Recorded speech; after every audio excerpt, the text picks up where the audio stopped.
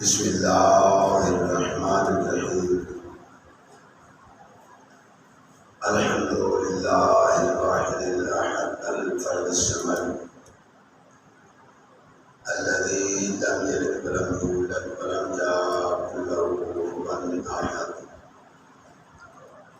والصلاة والسلام على أفضل العدد الرسول المصدق المصطفى الأمجد المحمود الأحمد حبیب الہ العالمین ابی الزہراء محمد اللہم صلی علی محمد وآلِ محمد وعلیہ وآلہ الطیبین الطاہرین المعصومین الذین لا یقاصر بهم من خلق احد ولعنۃ الدائمۃ علی اعدائهم من یوم العداوۃ الی یوم الدین اما بعد فقد قال الله تبارك وتعالى في كتابه المجيد وفرقانه الحميد واصدق الصادقين وقوله الحق بسم الله الرحمن الرحيم ان الدين عند الله الاسلام سبحان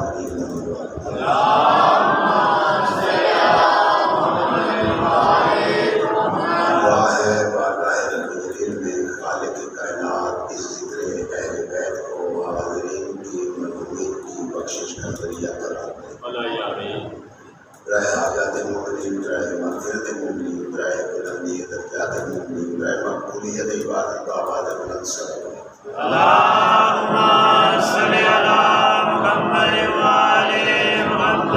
محترم سامعین، خالق کائنات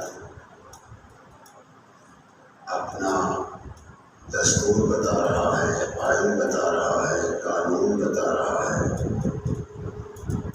کہ انسان تیرے لیے یہی بہتر ہے کہ یہ زندگی جس کو تو اپنی مرضی سے گزارنا چاہتا ہے یہ بھی میرے دیے ہوئے قانون کے مطابق گزار۔ ماشاءاللہ۔ میں نے آپ کی خدمت میں عرض کیا تھا بتانے والا ایک ہے، بھیجنے والا بھی ایک ہے۔ خالق کائنات نے اپنا دستور بھیجا، خالق کائنات نے دین اسلام بھیجا اور پیغمبر گرامی کے ذریعے ہم تک پہنچا،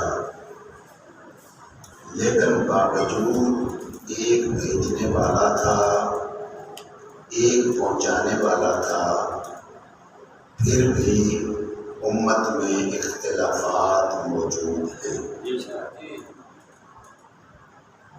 میں نے آپ کی خدمت میں یہ بھی عرض کیا کہ تاریخ اسلام جو ہے کسی چیز کو بھی جاننے کے لیے اس کی تاریخ کو پڑھا جاتا ہے، تو تاریخ اسلام کو جب پڑھیں تو وہاں پہ جو حکومتیں ہوتی ہیں تاریخ لکھنے والے ظاہر ہے کہ ان کے زیر اثر ہوتے ہیں، اپنی مرضی سے وہ لکھواتے ہیں، اور لکھنے والے کا بھی ایک اپنا ذہن ہوتا ہے، ایک مذہب ہوتا ہے، وہ اس حساب سے لکھتا ہے۔ یہی وجہ ہے کہ بعد از پیغمبر دو نظریات چلے آ رہے ہیں، ایک وہ کہ جو تاریخ میں درج کیا، میں زیادہ وضاحت میں نہیں جاؤں گا کہ حکومت کوئی بھی حکومت ہمارے حق میں نہیں رہی، یعنی ہمیشہ ہم پہ سختی ہوئی، لیکن یہ ضروری نہیں کہ وہ ہمارے خلاف لکھتے، ہمارے خلاف نہیں لکھا بلکہ جو لکھا وہ اسلام نہیں تھا۔ یعنی اگر اسلام کو ہم تاریخ سے سمجھنا شروع کریں، یہی وجہ ہے کہ میں نے یہ کہا کہ اگر کوئی نزدیک کا بندہ بات کرے تو زیادہ معتبر سمجھی جاتی ہے،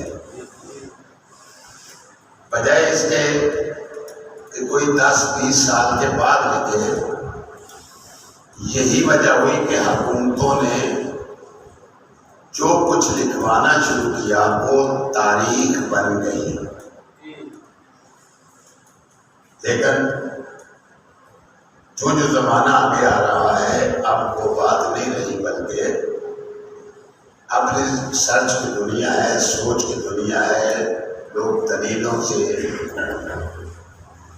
جدید علوم ہیں، اور امام علی علیہ السلام کا فرمان بھی یہ ہے کہ اپنی اولاد کو زمانے کے مطابق علم حاصل کرنے کی ترغیب دو۔ اس سے مراد یہ ہے کہ یہ نہیں ہے کہ پہلے ہم جو ہے وہ اونٹوں پہ لوگ سفر کرتے تھے، آج بھی کریں، نہیں آج گاڑیاں ہیں۔ اگر کوئی لوہے کا کام کرتا تھا تو آج جدید آلات ہیں۔ مقصد یہ ہے کہ جو زمانہ بدلتا جائے، جو وہ ترقی کرتا جائے، اس کے ساتھ جو بھی علم ترقی کرتا ہے اس کے مطابق علم حاصل کرو۔ اب یہ جدید دور ہے، مثلا پہلے جو ہے اگر کسی کا ہاتھ شل ہو جاتا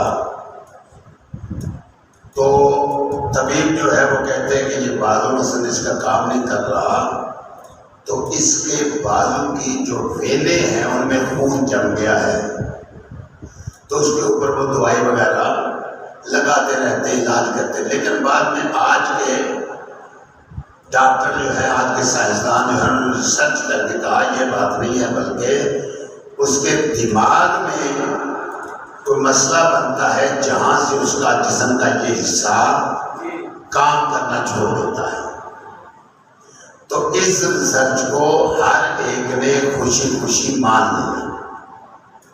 ہم بھی یہی کہتے ہیں کہ یہ نہ کہا جائے کہ ہمارے بزرگوں نے یہ کہا، بلکہ یہ دور ہے اس میں بھی آپ محمد و آل محمد پہ ذرا غور کر لیں۔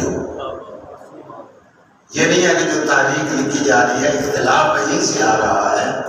ایک اسلام وہ ہے جو تاریخ نے بتایا، ایک اسلام وہ ہے جو محمد و آل محمد نے بتایا۔ تو ہم یہ بات کرتے ہیں کہ یہ نہ ہو کہ اسی بات پہ ہم چلتے رہیں، بلکہ جو زمانہ آ رہا ہے، انسان ترقی کر رہا ہے، وہ ریسرچ کر رہا ہے، اور وہ پچھلے نظریات سے کچھ ہٹ کے بھی کام کر رہا ہے، لہذا اس بات کی ضرورت ہے کہ اس اسلام کو محمد و آل محمد کی تعلیمات کی روشنی میں دیکھنا چاہیے۔ اگر دیکھ لیا تو بہت سی باتیں جو ہیں وہ خود بخود ختم ہو جائیں گی۔ بنیادی اختلاف یہ ہے ہمارا اور ہمارے نظریات میں اور برادران کے نظریات میں، یہ بنیادی فرق ہے کہ وہ تاریخ سے اسلام کو دیکھتے ہیں، ہم سیرت محمد و آل محمد سے اسلام کو دیکھتے ہیں۔ یہ فرق ہے، تو سب کو مل کر اس پہ ریسرچ کرنی چاہیے، غور کرنا چاہیے کہ تاریخ نے کن کن پہلوؤں کو چھپایا اور کن کن کرداروں کو ہیرو بنایا، جبکہ اسلام میں کیا ہے۔ تو میرے دوستو، خمینی صاحب نے چیل حدیث میں ایک جملہ لکھا، وہ فرماتے ہیں کہ پیغمبر گرامی کے علاوہ، رسول کائنات کے علاوہ، ان کو نکال دیں، پوری دنیا کے جنوں انس مل کر، ملائکہ بھی مل کر علی حیدر کرار کی ایک تکبیر کا مقابلہ نہیں کر سکتے. تکبیرۃ الحرام کا مقابلہ نہیں کر سکتے. اس کی وجہ یہ ہے کہ جب تاریخ میں دیکھا جائے تو یقین کی اس منزل پہ کوئی بھی اتنا فائد نہیں تھا جتنا مولا علی تھا. بظاہر نبی ہے، قرآن کا واقعہ ہے، گزرے ایک بستی سے، ہڈیاں پڑی ہوئی ہیں. دیکھ کے دل میں خیال آیا کہ اللہ ان کو زندہ کیسے کرے گا. اب نبی ہیں تو دل میں خیال آیا اس کا مطلب ہے ابھی کچھ یقین کی منزل اس حد تک نہیں پہنچی گا. کہا اللہ ان کو زندہ کس طرح کرے گا. درخت کے نیچے بیٹھے وہاں سو گئے، ساتھ گدھا بھی تھا. وہیں پہ 100 سال سوئے. اللہ نے جگایا، کہا عزیر کتنی دیر سوئے ہو؟ کہا 1 دن یا اس سے کچھ زیادہ. کہا کہ گدھے کو دیکھو، گدھا ہڈیاں بن چکا تھا. کہا اپنے کھانے کو دیکھو، کھانا اور پانی ویسے کا ویسے ہی پڑا تھا. 100 سال کے بعد حضرت عزیر کو اٹھایا، گدھا ہڈیاں بن چکا، کل سڑ گیا، لیکن کھانا ویسے کا ویسے ہے، پانی ویسے کا ویسے ہے. 100 سال کے بعد بھی مجھے تعجب ہوتا ہے کہ جب دنیا یہ کہتی ہے کہ امام زمانہ کہتے ہیں تو وہ اب تک اتنی دیر زندہ کیسے. میں کہتا ہوں وہ اللہ جو 100 سال تک کھانے اور پانی کو محفوظ رکھ سکتا ہے وہ امام زمانہ کو نہیں رکھ سکتا.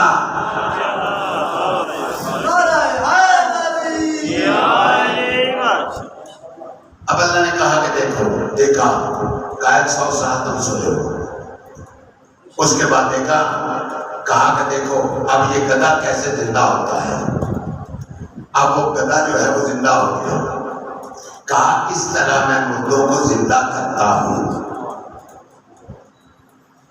حضرت ابراہیم کو دیکھیں، کہا میرے اللہ تم مردوں کو زندہ کس طرح کرتا ہے. حضرت ابراہیم کے بارے میں یہ ہے کہ جب بھی کسی نبی پہ درود بھیجو حکم یہ ہے پہلے محمد مصطفیٰ پہ بھیجو پھر کسی دوسرے نبی پہ بھیجو. لیکن پیغمبر گرامی فرماتے ہیں کہ اگر کوئی مقام آئے کہ جو مجھ پہ درود بھیجنا چاہے پہلے میری جد ابراہیم پہ بھیجے. اتنا مقام ہے. حضرت ابراہیم نے کہا کہ میرے اللہ تو مردوں کو زندہ کس طرح کرتا ہے. اللہ نے کہا کہ ابراہیم تمہیں یقین نہیں. کہا الہ یقین تو ہے لیطمئن قلبی، اطمینان قلب کے لیے پوچھ رہا ہوں. اس کا مطلب ہے تھوڑی سی گنجائش تھی. اور حضرت ابراہیم کی بات آگے میں ایک بات آپ کی خدمت میں کر دوں چونکہ یہ درس آل محمد ہے، فکر درست ہو جائیں کہ دنیا کیا سوچتی ہے، ہم آل محمد کے ماننے والے کیا سوچتے ہیں. کہ قربانی کے لیے جب اللہ نے حکم دیا ابراہیم کو کہ جاؤ اسماعیل کو قربان کرو، اب یہاں پہ کیا نظریہ پیش کیا جاتا ہے کہ اللہ نے جب کہا حضرت ابراہیم نے اسماعیل سے کہا تو حضرت اسماعیل نے کہا کہ اے بابا کہ آپ جو اللہ نے حکم دیا ہے اس پہ عمل کریں، آپ مجھے صابرین سے پائیں گے، یعنی میں صابر کروں گا. اب حضرت اسماعیل کو لے کے گئے، وہاں اپنی آنکھوں پہ پٹی باندھ دی اور حضرت اسماعیل کو رسی سے باندھ دیا. اب مجھے یہ بتاؤ کہ یہی سنتے ہیں نا کہ پٹی اس لیے باندھ لی کہ چونکہ بیٹے کی گردن پہ چھری چلانی تھی، یہی ہے نا کہ پٹی باندھ لی کہ بیٹے کی گردن پہ چھری چلانی ہے تو میں دیکھوں نا. اور حضرت اسماعیل کو اس لیے باندھ لیا کہ یہ پھڑ پھڑائے نہیں.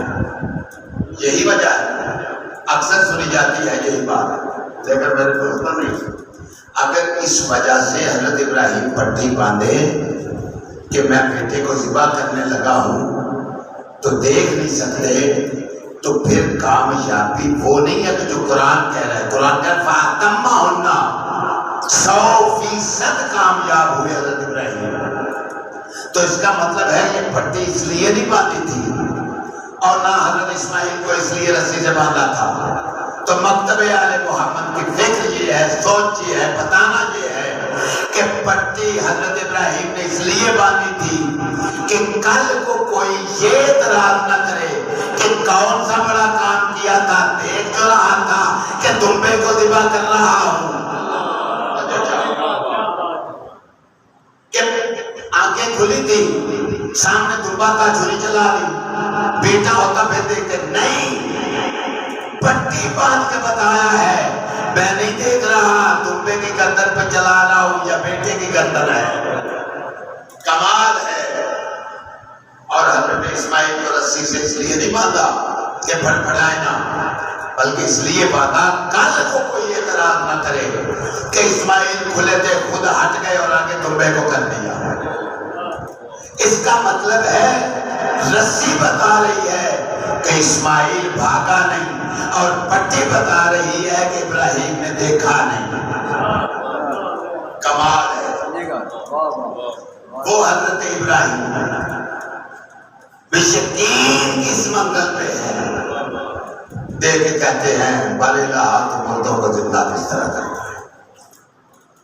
اور حضرت عیسیٰ کے اگر یقین میں تھوڑا سا اضافہ ہو جاتا، پیغمبر گرامی فرماتے ہیں کہ وہ ہوا میں چلتے ہیں، وہ پانی پہ چلتے تھے، پانی پہ چلا کرتے تھے، لیکن پیغمبر گرامی فرماتے ہیں اگر ان کے یقین میں اور اضافہ ہو جاتا تو وہ ہوا میں چلا کرتے. اس کا مطلب ہے ابھی بھی کچھ گنجائش موجود تھی.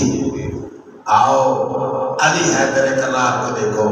علی حیدر کرار نے دیکھ کے کہتے ہیں کہ جو عبد اور معبود کے درمیان پردہ ہے اگر اس کو ہٹا بھی دیا جائے علی یقین کی اس منزل پہ ہے کہ علی کے یقین میں ذرہ برابر بھی فرق نہیں آئے گا.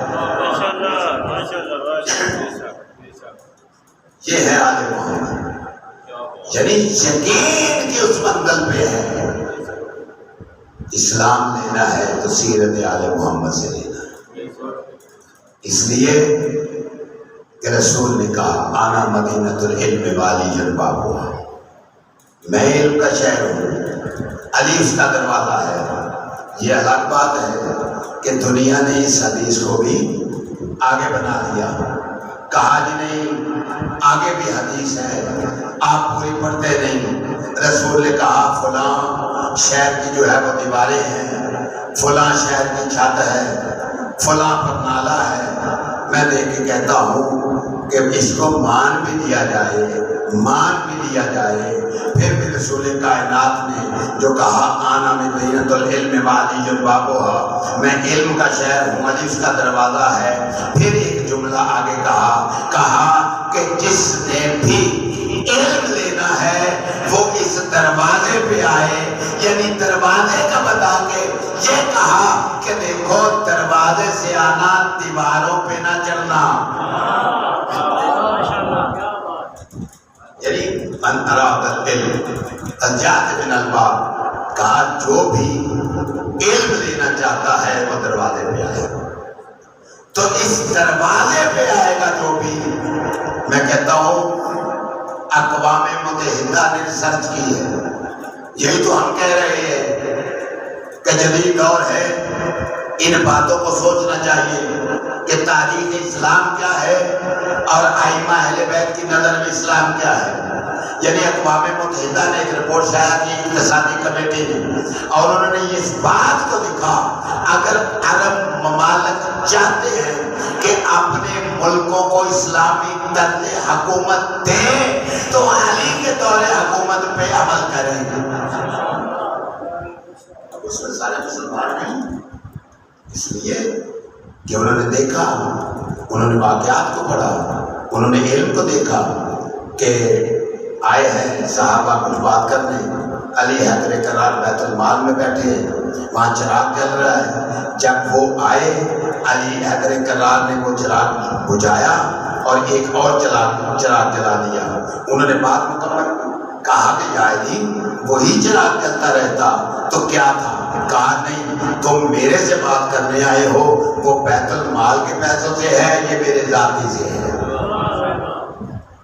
وہ علی حیدر کرار، یعنی اسلام کا اگر نقشہ پیش کیا ہے، اسلام اگر بتایا ہے تو حقیقی اسلام یہی ہے، تو اس پہ دنیا کو غور کرنا چاہیے میرے دوستو، کہ یہی وجہ ہے کہ اسلام کو بچایا بھی اسی گھرانے نے ہے۔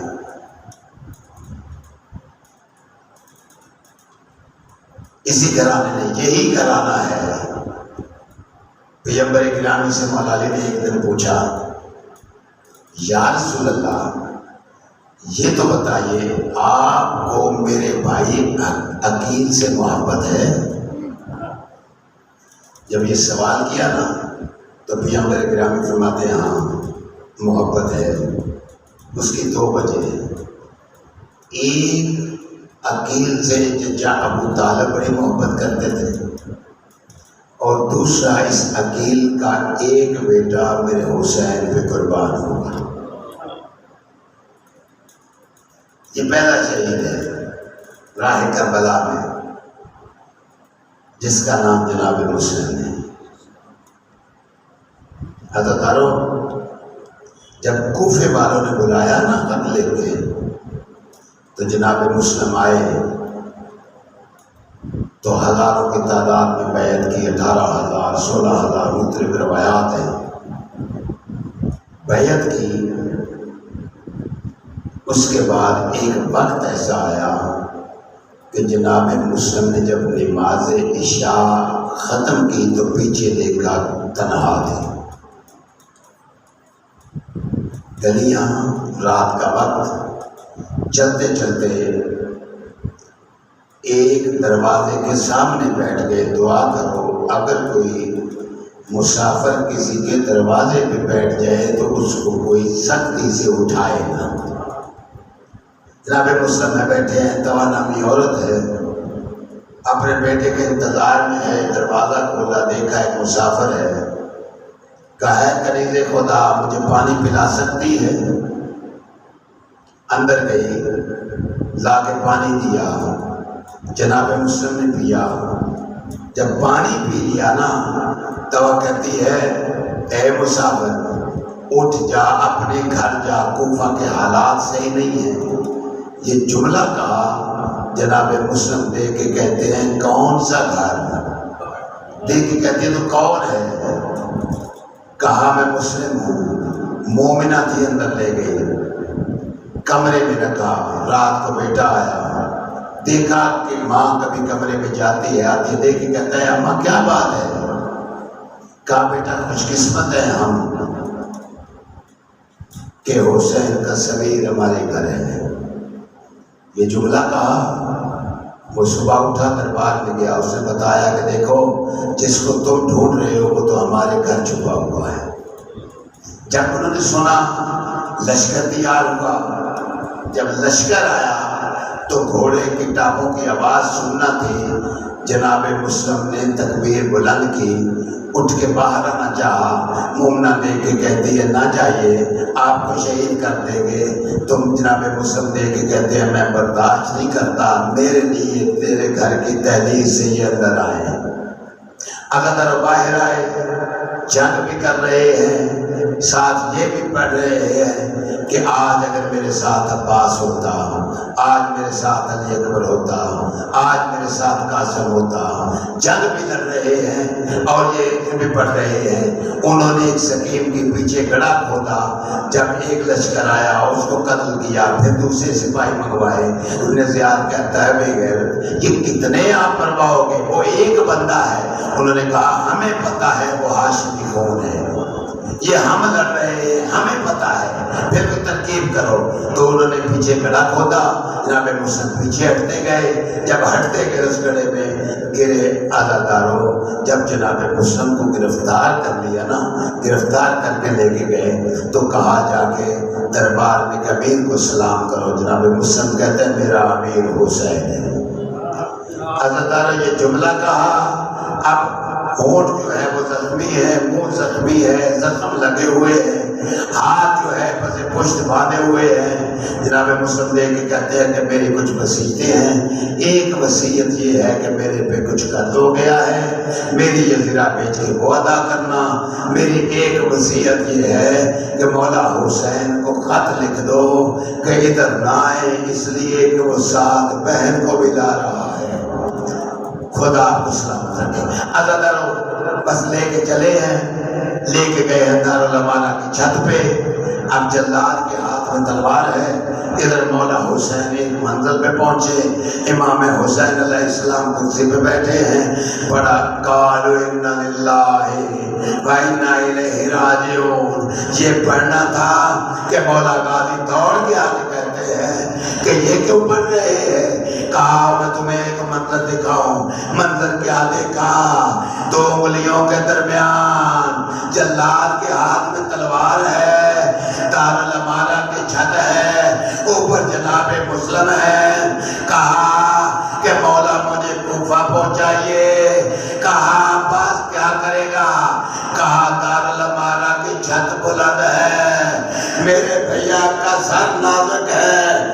عزادارو جو غیرت مند ہوتے ہیں وہ اپنا گھر اجڑتا دیکھ سکتے ہیں، کبھی بہنوں کا گھر اجڑتا نہیں دیکھ سکتے۔ کہا مجھے پہنچائیے، دارالامانہ کا چھت اونچا ہے، میرے بھیا کا سر نازک ہے، میں نیچے بیٹھ جاؤں گا، جب سر آئے گا میں اس کو جھولی میں لوں گا۔ کہا عباس چھت کی طرف دیکھا ہے، زمین کی طرف دیکھ، ایک کالے برقعے والی بی بی ہے جو بیٹھی ہے۔ کہا مسلم جب سے تم نے مدینہ چھوڑا میں نے بقیہ چھوڑا۔ وَسَيَعْلَمُ الَّذِينَ ظَلَمُوا أَيَّ مُنقَلِبٍ يَنقَلِبُونَ۔